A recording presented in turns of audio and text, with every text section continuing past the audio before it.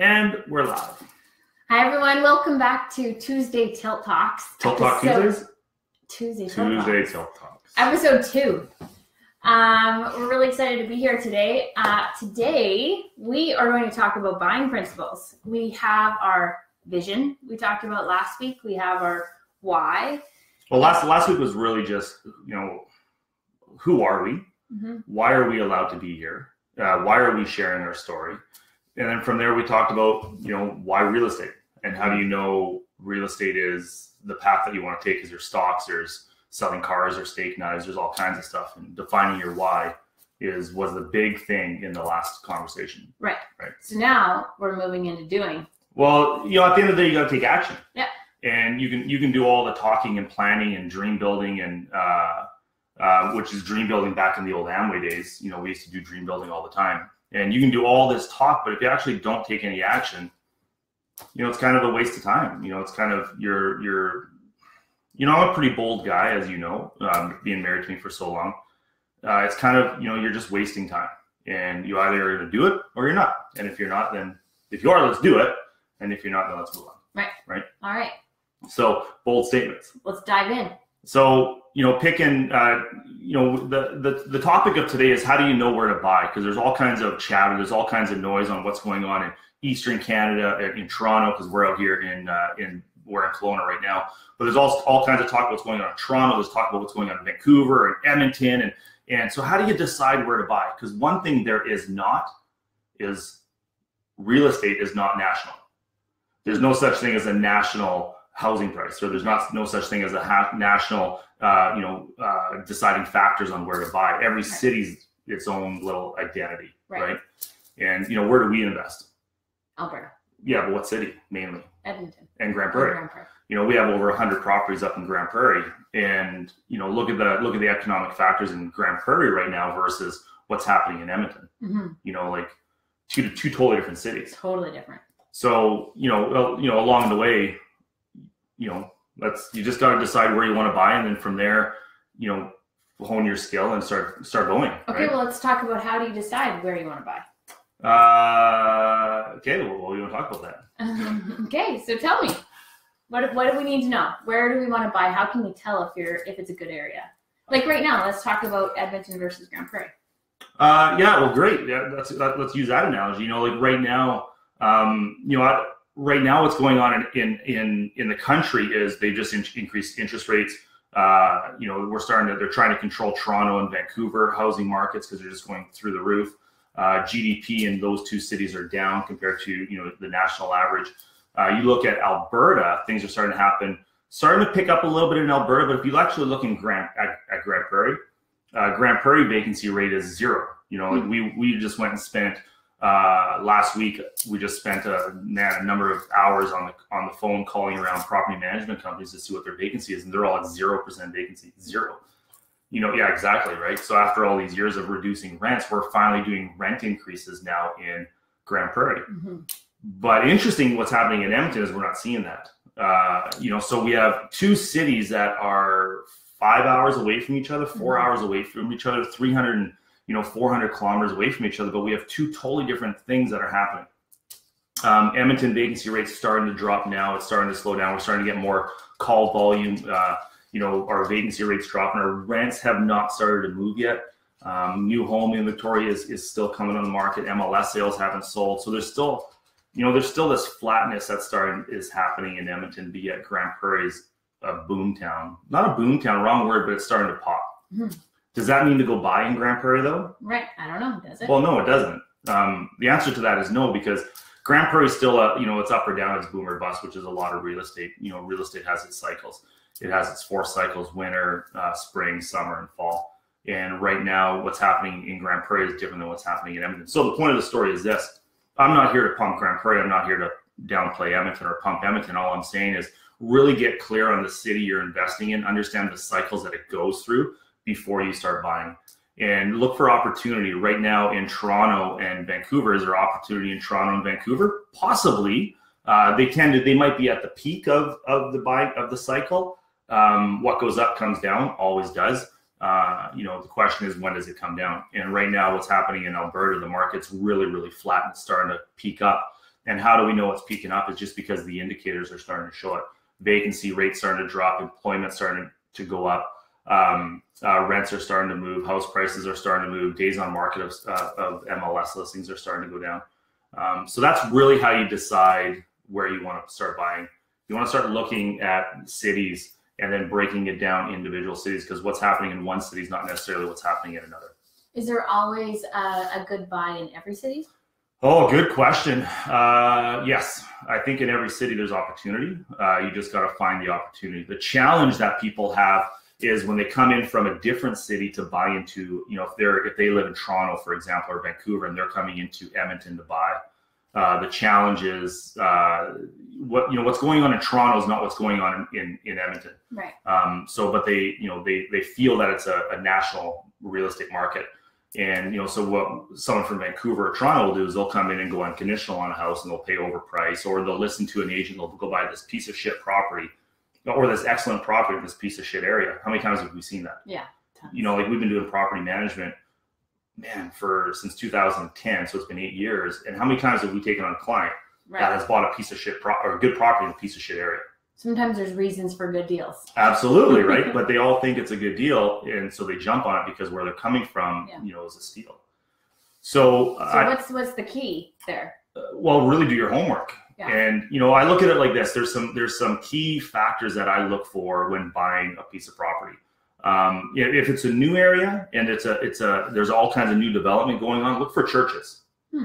And if you look for a church being built, so if you're driving down a random street in Edmonton or Calgary or Kelowna or Vancouver or wherever it is, not in Vancouver because there's no random streets that are there. Yeah. But if you're driving down a random street and you see a random church in the middle of nowhere, pay attention, because if you build it, they will come. And if you put it there, these churches just don't randomly pop up in the middle of nowhere. Like they have plans and aspirations to grow the congregation. Yeah. So they have plans to grow it, and a lot of these churches don't have debts, and they and if they do at the start, they raise their funds and they pay them down and they expand. They have a real sense of community. Mm-hmm. So if you see a random church in the field, like look at in Edmonton when we lived, there was a church called North Point, which in 2003 when we bought on the north side of Edmonton, that church was so far in the middle of nowhere. Yeah. And look at it today. Yeah. It's surrounded by townhouses. It's surrounded by houses. It's now bordering St. Albert. Like St. Albert and Edmonton are touching each other now. So churches are a huge sign. Probably the biggest sign that I use now when I look for real estate is Starbucks. Oh yeah. Because if you look at your tenant profile, now all of this stuff is dependent on what your tenant profile is. If you have a tenant profile that is middle class to upper class, start finding Starbuckses, because the lower class tend not to drink Starbucks. Why? Because they're $4, $5 a drink. Like every time I go get a Granny Americano, it's $3.52 or something like that. So those, which is a lot. Oh, that's a ton of money. Stupid. No. Oh, it's a lot that you get. Oh yeah, Granny Americano. I drink a lot of 3 a day. No. Yeah, sometimes. But if you look at your tenant profile, if you understand who your tenant profile is and you want that middle to upper class tenant profile, or say that middle class profile, go find a Starbucks. If there's not a Starbucks within like a 5-minute drive or a 2 to 5 minute drive radius of the house, it might not target that tenant profile. Right. If there's Max's, and nothing wrong with Max, but if there's 7-Elevens and a lot of Tim Hortons, because Tim Hortons coffee is like, $1.50 maybe, $1.75. I don't drink Tim Hortons, and I'm not saying I'm the guy to follow, but that your tenant profile, if you understand what they want, start targeting Starbucks. But I think what you're saying is Starbucks employs a lot of really smart people that determines where they should go. Well, it's not that Starbucks employs them. They are really smart people. Like they do lots of research. That's what I'm talking about. Yeah, totally. These really smart researching people that decide the fundamentals of an area and where it's going to grow. Absolutely. So it's not like Walmart. Okay, like you go buy a house next to Walmart. Well, I was in Walmart in Clairview in Edmonton last time I was there, and when I walked in, I couldn't wait to get out. And so if you target, there's lots of companies out there and education systems that are saying go, there's a Walmart going in this area, there's a Walmart going in this area. Stay away from that area if you don't want a lower end And nothing wrong with, I'm not saying those type of people or tenants that live in that area are lower end. I'm not saying that. Yeah. I'm just saying there's different stages or different types of tenant profile that if you're not clear and you go by next to a Walmart, you're going to get a different tenant profile potentially than, you know, buying next to a Starbucks or close to a Starbucks. And it's not black and white. No, you know, at the end of the day, all you want to do is have these 4 or 5 different criteria that you want to try to find everything. You want to create this little scorecard, this little checklist that, you know, a property has to meet 75, 80% of that. Right. And another thing is transportation. You know, there's lots of talk right now about transportation. And in Edmonton, there's this LRT line that's being expanded in light transit rail in Edmonton. And, you know, there's a lot of talk right now about the LRT line. And I'm born and raised Edmonton. You know, I'm north side. And the LRT line's interesting. My advice is instead of buying within 800 meters of the LRT line, I would buy with, you know, if you can try to buy within 5,000 meters of the LRT line, that would probably be ideal.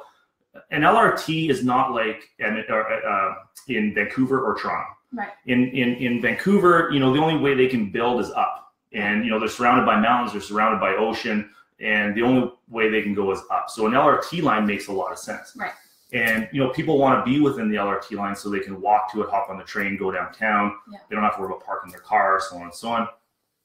Edmonton's a little bit different. Okay. Yeah. Like out of all of our friends that we have in Edmonton, which is lots, how many people ride the train? Well, the people that ride the train are commuting to work downtown. Right, but even still, how many people ride the train? Yeah, very few. Limited. And of the people that we know who ride the train, how many of them drive to the train? Yeah. Get out of their car, get on the train, go to work, leave work. All of them. Everyone. They don't walk. They don't want to live within 800 meters of the track. Well, they're usually doing that because they actually want to live further because they've bought a house. Absolutely. They want to live on the outskirts in those family. Now, they're not renting. But understand your tenant profile. Yeah. So what we're saying is our tenant, you know, that particular tenant profile, if your tenant profile is someone who is low to middle class of the, not low to middle class, but low to middle income earners of the scale, then 800 meters is an unbelievable target audience. Right. That's a great demographic, a great area to be buying on. But what we're seeing is a lot of people running from Vancouver, Toronto, outside of Edmonton and just buying on this LRT line because someone says to go buy within 800 meters of the LRT line. So it doesn't really make sense. So certain properties might make sense there, like a smaller, lower rent. Absolutely, if you understand your tenant profile. Yeah. So they go hand in hand. What comes first, the chicken or the egg? What comes first, the tenant or the property? Right. Well, the tenant has to come first. The understanding of who your tenant is has to come first, and then you go buy the property. Right. The key to all this is if you're investing from out of town, do not take your agent's word that that's a good area. Right. You know, one thing that we used to do back in the day, I don't know if you remember this, is, you know, when we were buying in Grand Prairie, for example, or Northeast Edmonton, we were always sourcing and scoping the area out. You know, we would go drive by schools and check buying. Don't do it, you know, like be careful checking out and driving by schools, right? You know, if you're driving a van. A white van with tinted windows, you know, just stay away from that stuff. But no, like check out schools and understand what schools are in the area. Yeah. Is there, you know, if your tenant profile is a medium to higher level income earning profile, you know, do you want to be close to a school that has a hot lunch program? Maybe not, because your tenant profile is going to start changing. You know, if your tenant profile is one who has big trucks and quads and sleds, you know, do you want to be buying in an area where it's just row houses? Probably not. So what comes first, the tenant or the property? Well, a tenant absolutely has to come first. So if you're from out of town, get clear on your tenant profile, but do not take the agent's word for it. Go visit, see where there's a Starbucks. Go shop at Safeway. Right. Go walk the streets at, you know, 11 o'clock in the morning and at 11 o'clock at night. Right. Just don't do it once. Do it 2-3 times in a day and within a few days' time. Right. You know, lots of things that people can be doing to determine if it's a good property to be buying. Are you, a question about that, in our property management company, are you very often surprised with the tenant that shows up to the property you're showing? Not often. Right now, what we're starting to see in Edmonton is we're starting to see a lot of tenants who are applying for properties right now without seeing them. Which is interesting. Yeah. You know, and you know, we track all the we track phone calls and how many emails we get and how much call volume we get in a day and over a weekend. We track everything. Yeah. And so right now, what's starting to happen is we're starting to see tenants applying for properties without even seeing them. Wow.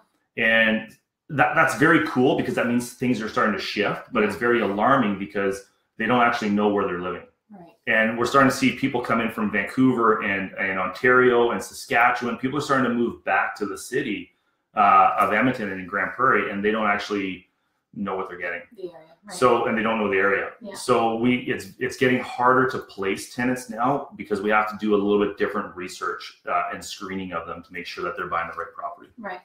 You know? Makes sense. Yeah, absolutely. I just want to go back to the LRT conversation because I know in the different educational programs we've been in, there's been talk about LRT lines for years and years. Right. So my question is, how much prior to the building of the line do you want to buy? Oh, good question. You know, right now, most people right now, the line's are already established on the south leg, the southeast leg in Edmonton. Right now, there's everyone and their dog wants to buy on this train track. And, you know, at the end of the day, I look at it like this. Everyone's trying to run down the train and buy within 800 meters of the track. Right. And, but the whole city, all these other, you know, these people, for example, are avoiding and staying away from the rest of the city when there's so many great communities. Right. And what I'm seeing is most of it is out of town investors that are running on the track, or people that belong to certain groups where one person says, go buy along the tracks, that's where the action is. Then everyone runs off and does that. Right.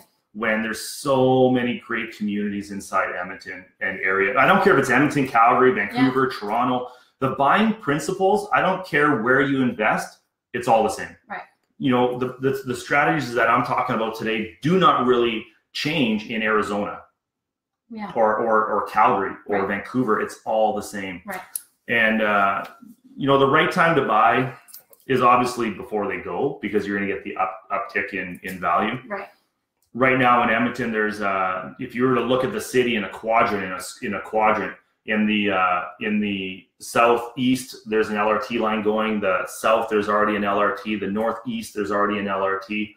But in the whole entire city, there's no LRT in the northwest. Not one stitch of train track in the northwest. They're talking about an LRT line going west down Stony Plain Road.